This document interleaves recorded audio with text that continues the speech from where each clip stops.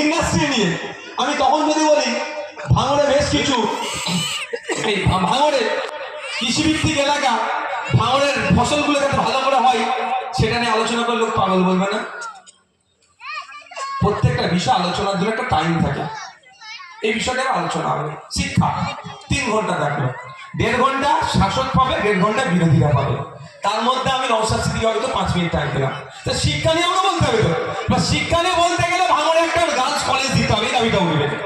তো ভাঙড়ে শিক্ষা নিয়ে বলতে গেলে হিন্দু চালু করতে হবে। যদি বলে পাগল নাকি রে? প্রত্যেকটা জিনিসের সময় আছে, নির্দিষ্ট টাইম আছে এবং নির্দিষ্ট টপিকের উপর আলোচনা করতে হবে।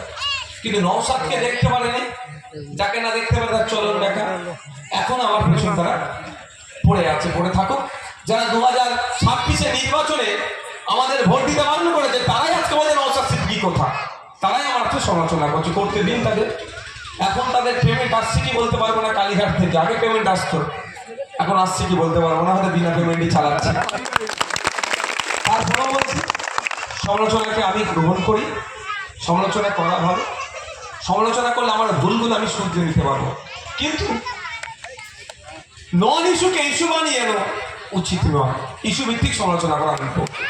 তাই আপনাদেরকে সত্যি বলছি, আমি আমার পক্ষ থেকে ধন্যবাদ জানাই। আজকে রাজ্যের মানুষ কিন্তু 80টার দিকে আর তাকাচ্ছে না, তাকাচ্ছে কোথায়? ভাঙড়ে। কোথায় তাকাচ্ছে? ভাঙড়ে। সাথে আশার আলো। আগে আমাকে ইনকিলাব জিন্দাবাদ একাই বলতে হতো, এবার আমি যদি ইনকিলাব বলি রানাদা বলবে জিন্দাবাদ, বা রানাদা বলবে মোস্তাফিজুদ্দা বলবে ইনকিলাব, আমি কি বলবো?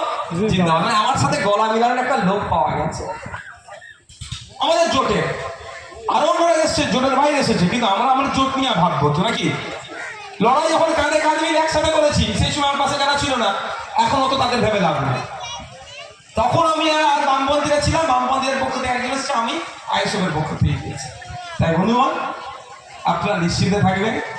আরো সহজ হবে যে আপনাদের বিধায়ক বিধানসভার মধ্যে থেকে ঘুমায় না হাসতে হাসতে ছুরি চালায়, আপনারা বুঝতে পারবেন। কালকে বুঝতে পেরেছেন তো নাকি ভিডিওটা? আমি তো হাসি বলেছি, আমি ঝগড়া ঝামেলা করি না, ওর বিধায়ক এটুকু বলে রাখছি। হাত পা ছোড়াছুড়ি আমি করতে পারি না।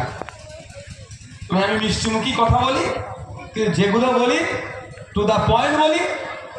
যার যেখানে ব্যথা পাওয়া সে ঠিক সেখানে ব্যথা পায়। তাই আপনাদেরকে ধন্যবাদ জানাই।